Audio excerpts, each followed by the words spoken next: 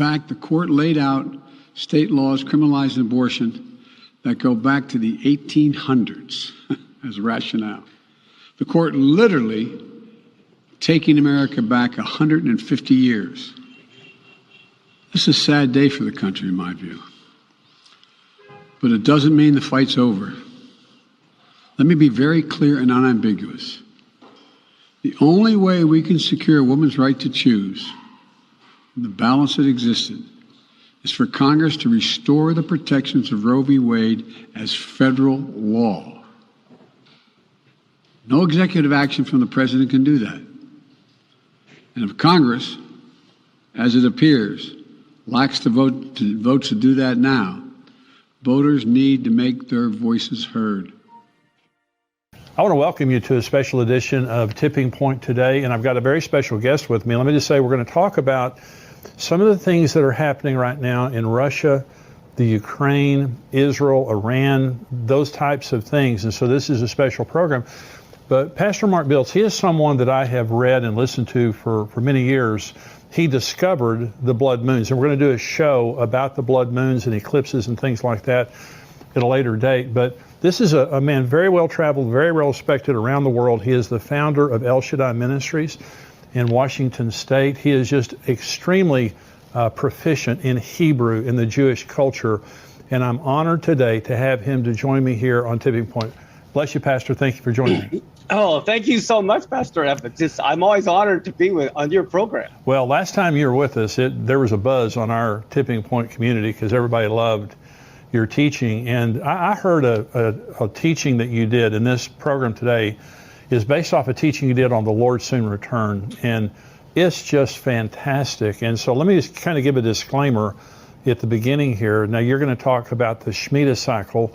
Last time you were with us, you talked about the Shemitah cycle, but it's going to go way past the Shemitah cycle. And you're going to hear about Jubilee and what the significance of this year is. You see all the things happening in the world. This is a very significant year. You're going to hear Pastor Mark talk about that. But let me first of all just start by asking, what is your perspective on what is happening right now on Russia and Ukraine related to Bible prophecy? Wow. I mean, a lot of people I've been heard talking about, could this be the beginning of a Gog-Magog type of war? But I tell you, Pastor Evans, I think this is huge, what's going on. I have, in our congregation, we have people from so many ethnic groups. I mean, we have Russians and Chinese and South Americans and Hispanics, and we even translate live into Russian. And I talked to our translator, and he said his mom is Russian and his dad is Ukrainian. Wow. And, they're brothers and sisters, they say. And so you see a lot of the confusion that's going on in this war is that it really is, brothers against sisters almost. It's horrible. We have a dear friend who's Russian. And one of the things that she's saying is that her Russian friends in America are being persecuted. One of her friends, her American landlord, would not renew her lease because she's Russian. And I want to say to everyone listening to this, either on YouTube or on endtimes.com, and that is the Russian people are precious people. Exactly. You can't blame this on the Russian people. There are protests going on all over Russia right now because of what Putin's doing. He does not represent his people any more than the Iranian mullahs and their government represents the Iranian people. The Iranian people are precious. The Persian people are precious. And so we need to be praying for the Russian people and praying for the Ukrainian people. Yes. But this is a very significant time. Iran, Israel, Syria, you have Russia and Iran on the northern border of Israel, the Gog-Magog. It has to be at some point a precursor to the Gog and Magog war.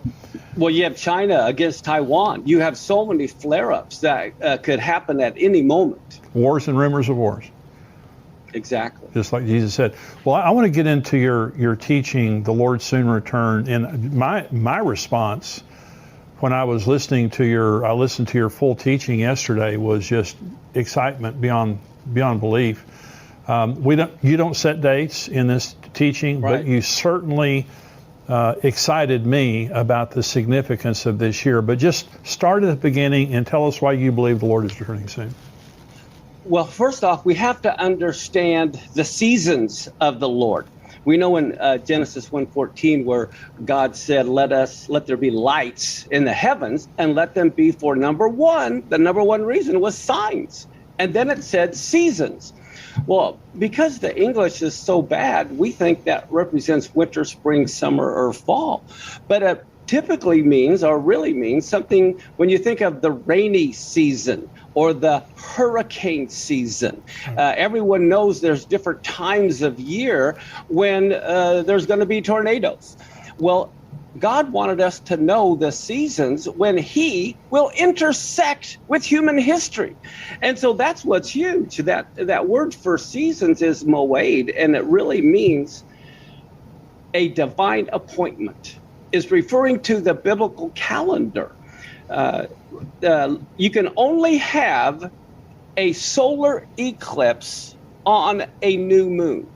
You can only have a lunar eclipse on a full moon. So when God created the sun and the moon for signs, referring to eclipses, and for seasons, he's referring specifically to the biblical calendar, which is why Passover and the Feast of Tabernacles were both on full moons. This is why Rosh Hashanah is on a new moon. This is why every biblical month begins on a new moon.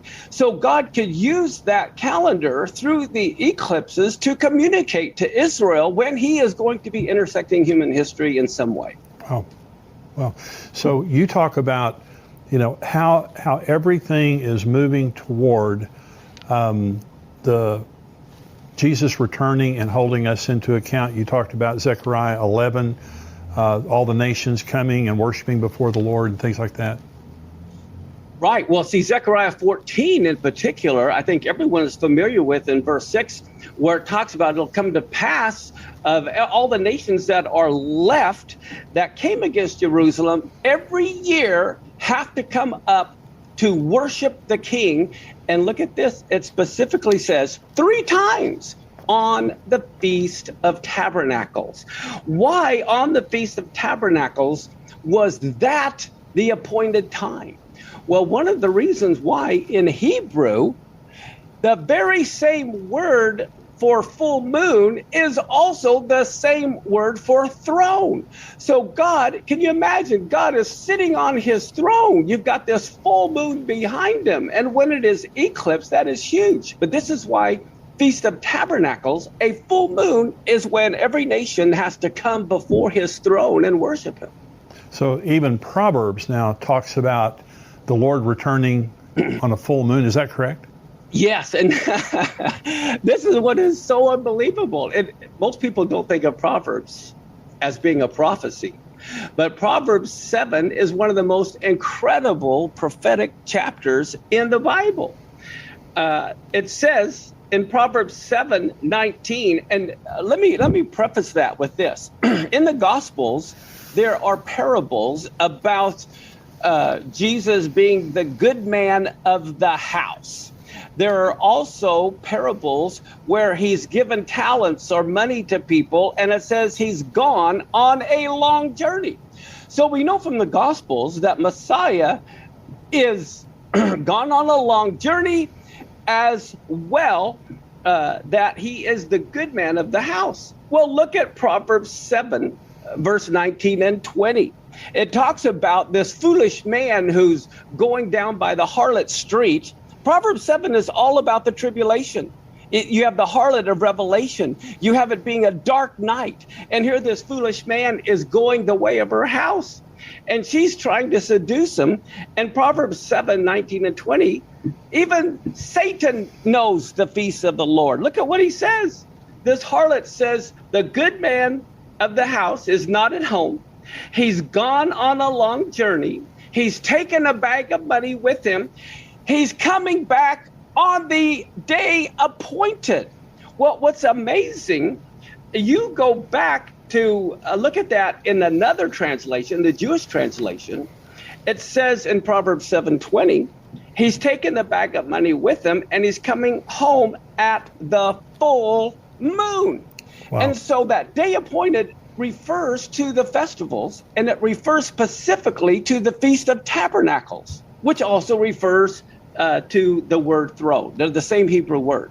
So we all believe that, I mean, you and I both believe that Jesus fulfilled every spring feast, Passover, unleavened bread, first fruits, Pentecost. Those are the 4 spring feasts. There are 3 more feasts coming up. When you talk about tabernacles, when the Lord was talking about celebrating the Feast of Tabernacles, that includes Rosh Hashanah, that includes Atonement, and that includes Tabernacles. Is that correct? Yes, but here's what's so important. What Christians need to realize is not only did he fulfill those first spring and summer feasts, he fulfilled them to the day. That's right. He fulfilled them to the hour. At 9 in the morning is when he was bound to the cross on Passover. And what do we find? It's at that same time at 9 in the morning is the time of the morning sacrifice when they're binding the Passover lamb to the altar. They're binding him to the cross.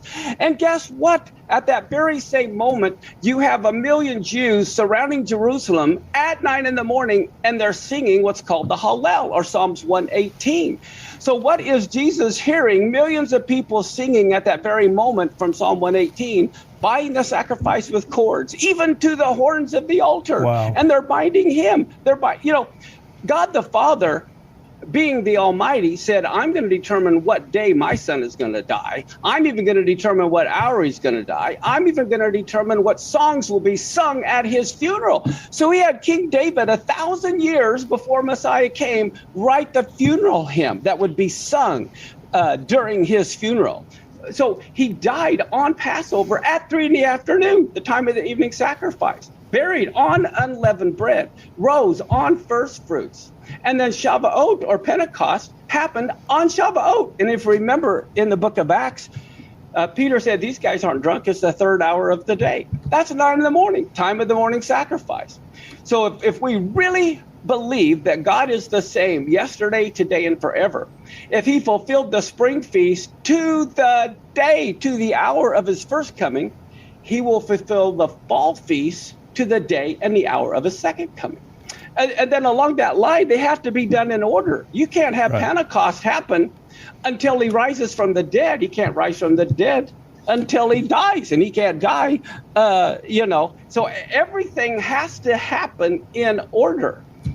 He's got to die, he's got to be buried, he's got to rise, and then Shavuot. So the Feast of Trumpets is the next feast to be fulfilled, followed by Yom Kippur and then Sukkot. And as you know, do we hear anything about trumpets in the book of Revelation? You bet we do. The Day of Atonement also was all through Revelation. We hear about the Ark of the Covenant is seen. And then, of course, the Feast of Tabernacles, God tabernacles among men for 1,000 years. So we have to understand the prophetic time clock and season, just like there's hurricane season. The 7th month, this coming September, October, is the season for the Messiah's coming. Well, talk about that. I mean, that's the most exciting thing in the world to me. Talk about the significance of this year. I know this is a Shemitah year, and you proved that very clearly. It's huge. And then It's also Jubilee. Talk about that. Well, this year, biblically, is the year 5782. Okay? We know it's a Shemitah year because 5782 is divisible by 7. Now, how do we know next year is a Jubilee year? It's basic math. 5782 is also divisible by 49. And so that being the case, this next year is like a trifecta. I mean, this is huge. We have Rosh Hashanah, beginning the first year of a 7-year cycle. Now, I believe all of your listeners are very well educated, and they understand that there's a 7-year tribulation coming. Right. But here's the thing. It cannot be random. God is not random. He is very detailed. He's very organized. And Daniel was Jewish. And the whole reason they went into captivity was because they hadn't been keeping the Shemitah cycle. And so here, this year is the beginning of a new 7-year cycle. I don't believe the tribulation can start any moment, any day. The tribulation, because it is a Shemitah year cycle, has to begin the first year of a 7-year cycle. So that means, and like you said, I'm not setting dates, but what I am saying is this fall definitely begins a new 7-year cycle. So if the tribulation does not begin this year, it can't begin for 7 more years. So we have to understand that. But then the fact that this is the beginning of a new 7-year cycle, according to the season of the Lord, that is huge. And the reason why is because on Yom Kippur, we blow the trumpet of Jubilee mentioned in Leviticus 25. This is a year of Jubilee. And the last Jubilee was 1973 when the Yom Kippur War took place. And that was a signal of a Jubilee year because you only blow the shofar on Yom Kippur in a Jubilee year. And there was the Yom Kippur War. So we're entering a new 7-year cycle. We are entering a year of Jubilee with the trumpet blown on Yom Kippur. And then one of the next most incredible things is on the Feast of Tabernacles, only every 7 years do you have what is known as the Hakel. And so the Hakel is when the king of Israel is the one who had the responsibility to gather everyone together to hear the Torah. This is from Deuteronomy chapter 31, verse 10 through 12. Listen to this. Moses commanded them, saying, at the end of every 7 years, in the solemnity of the year of release, in the Feast of Tabernacles, this is when all of Israel has to appear before the Lord in the place that he will choose. And so to me, this is one of the most exciting sermons I think I've ever taught in over 20 years that I've had El Shaddai, that I want people to be aware of the importance of this season, because it is the first year of a Shemitah cycle. This is the season for the tribulation to begin, but it's also the year of Jubilee. It's also the time of the Hakel when the children of the Lord appear before him. He's the king of Israel, is the only one who had the authority to gather everyone together to hear him read God's laws. And so you believe that the first year of the Shemitah cycle is the most important year. Is that right? Every year. And then that's 7 times every year is Rosh Hashanah, which is very important. At the end of 7 years, that is huge because that begins a new 7-year cycle. And then on top of that, here we have the Hakel is also read at the end of every 7 years on the Feast of Tabernacles. So all 3 feasts, Rosh Hashanah, Yom Kippur, and Tabernacles, are going to be fulfilled this year and this year only, and it only happens every 50 years. If you believe the Lord's returning in the year of Jubilee, if he doesn't return this year, he can't return for 50 years. Well, I agree with well, first of all, you have a very detailed, if someone wants to go onto YouTube and see your message, the Lord's soon return, you have a PowerPoint of all of this. Where you really document this is a Jubilee year, this is a Shemitah year, and the Hakel. And so, again, we're not setting dates, but look at what's happening in the world right now. Totally. I am dumbfounded. Iran has a ballistic missile that they just unveiled last month. It's the first time in the history of them enriching uranium that they have a delivery mechanism that can reach Israel. Yes. And according to Israeli intelligence, and you may know more about this than me, they have enough nuclear fuel for 1 bomb. Again, for the first time ever. They've been enriching uranium for many years. Yes. But now we're at the same time when the Russia-Ukraine thing is happening, the China-Taiwan thing is happening. Yes. Now you have Israel. Israel put $5 billion in their budget this year to bomb Iran. They have been having massive drills to bomb Iran. And now for the first time ever, Iran has the ability, or they're nearing the capacity to be able to nuke Israel, and they will nuke Israel when they get that ability. And so all of these things are coming together right now, and it's a Shemitah year, and it's a Jubilee year, and you have the Hakel and all this. So again, we never set dates, but I'm telling you, one of the things I like about you, Pastor, is that you document everything and you take it back to the Hebrew, because the Bible was not written with a Western mind. It was written with a Hebrew mind. Go ahead. No, you're exactly right. And that's the reason why we have to understand in Leviticus 23, when it talks about the feasts of the Lord, well, when we hear feast, we think food. Yeah. but it's the same Hebrew word that was translated as seasons, which we think of fall in Genesis. So this is why you have to understand the culture to understand the biblical calendar. And we have a biblical calendar that we put out every year. The next one's coming out in a couple of weeks, but we overlap our current calendar with the biblical calendar so everyone can see exactly where we're at concerning the seasons or the times of the Lord. That reminds me in the Ecclesiastes, I think it's 3 verse 1, basically there's a time and a season for every purpose under heaven. God created you on purpose, and everyone needs to realize they were created on purpose, and God always, in one sense, saves the best for last. In a track meet, they always have the fastest runner get the baton to try to pick up lost time. Well, everyone that's listening to your program needs to understand how important and how special they are, because God created them any time in history. Right. But he created them just a time like this. And I can't help but think of the verse where God says to write the message, make it plain so everyone can understand it. So I just like to make it plain. Like you said, I don't set dates, but I want people to know when the biblical season is for the return of the Lord, just like when is hurricane season or tornado season. And it's the feast of the 7th month, because that's when the fall feast will be fulfilled, because that's when they fall. So let's talk about Rosh Hashanah. The next feast, it has to be fulfilled in order. Yes. And so to the day. And so the Rosh Hashanah happens this September, right?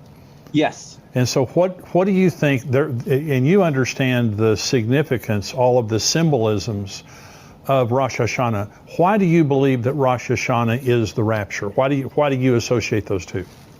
I associate the Rosh Hashanah with the resurrection of the dead for multiple reasons. One of them is in Daniel, where it talks about those who sleep in the dust of the earth shall awake. Well, the Hebrew word Rosh Hashanah is biblically known as Yom Teruah. Right. And Teruah basically means a shout, like if someone shouts to wake you up. It resembles an alarm. And so Yom Teruah is the day to awaken those who are asleep. It's also a 2-day feast, so no one knows the day or the hour it would begin. Everyone knows when the full moon is, when you start with the new moon, but no one knows for sure when the new moon is. And all of Israel had to celebrate Rosh Hashanah, and so they would light fires quickly all during the night to reach clear over to Babylon, so that people would know that it was Rosh Hashanah. That's the one feast that was always known as the feast. No one knew the day or the hour it would begin. Now, in the New Testament, when it talks about the last trump, historically, they blow on Rosh Hashanah 100 blasts of the shofar. There's 3 different types of blasts that they blow, and the last blast is known, or the 100th blast is known as the last trump. So when Paul talks about the last trump, he's specifically referring to the 100th blast of the shofar on the Feast of Trumpets. It's also known as the Day of the Corn. Takes place on the Feast of Trumpets. So it's some year, and you and I both are saying to people watching and listening to this right now, pay attention to next September. This coming September is huge. It's huge. And so no predictions, but no it's huge. Predictions. But when you look at, God does things on purpose and he does things on time. And so what you're saying, it's a Shemitah year, it's a Jubilee year.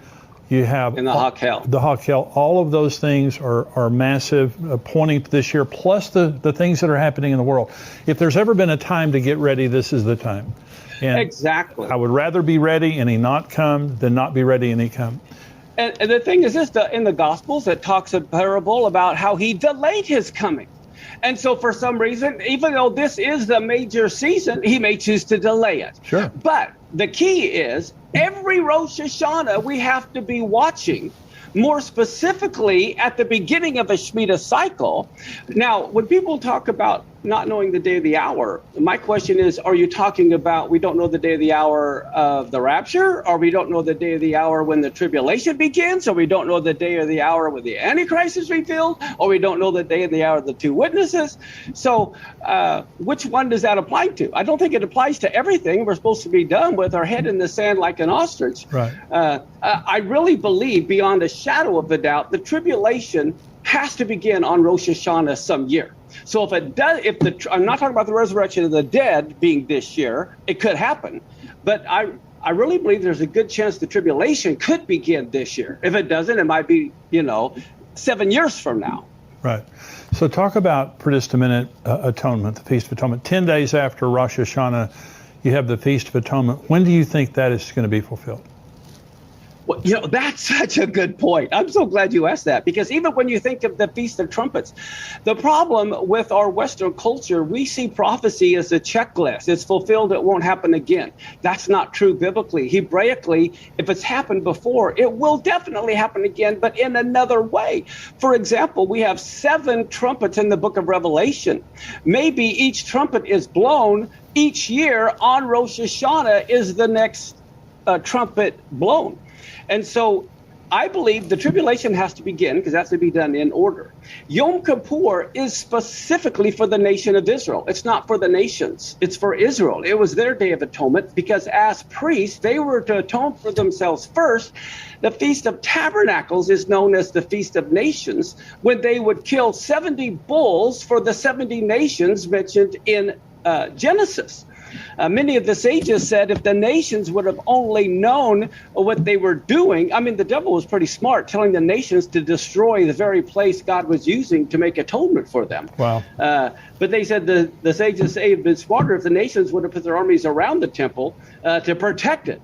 So I believe the Day of Atonement is the next thing to be fulfilled after Rosh Hashanah, which is when Israel will realize that Jesus is the Messiah, their Messiah in particular. Right. And I think it's fascinating in the book of Revelations, you see everyone on white horses wearing white coming back. That is specifically a Yom Kippur event. Every year on Yom Kippur, every Jew in every synagogue always comes in white, and it represents the righteousness of the saints. So when you understand the culture and then you read Revelation, you know we will be coming back on the white horses specifically on Yom Kippur. Wow. And then we hear the Feast of Tabernacles.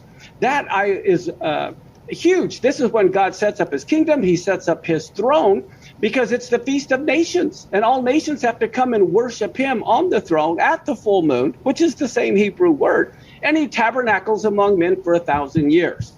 So simply, the tribulation begins.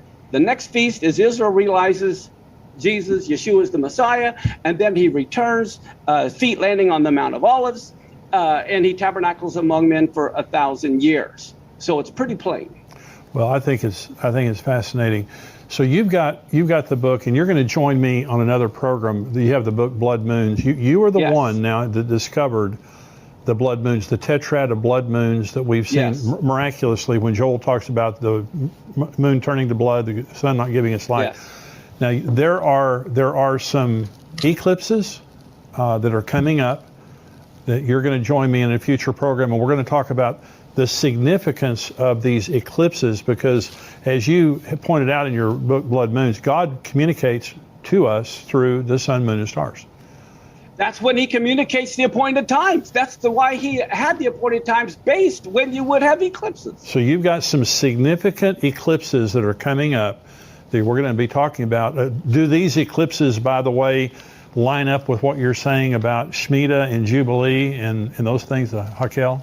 Yeah, what's amazing is this. Do you remember the big solar eclipse that went from the northwest all the way down through Florida? Yes. That was in 2017. Right. Exactly 7 years later, putting it right at the middle of this next Shemitah cycle in 2024.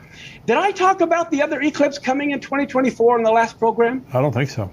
Oh my gosh, you've got to, this is incredible. The other one goes from the south to the northeast. For like almost the first time in history do these eclipses intersect at a very significant place, Pastor Jimmy. This eclipse intersects in southern Illinois. Okay? And guess what?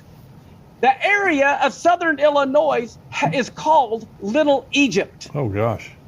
And the cities around it, they have cities around it called Cairo, Thebes, Karnak. Their Southeastern Illinois College has a pyramid and the falcon god as their mascot. Oh, God. And this eclipse takes place on Nisan 1, the very day that the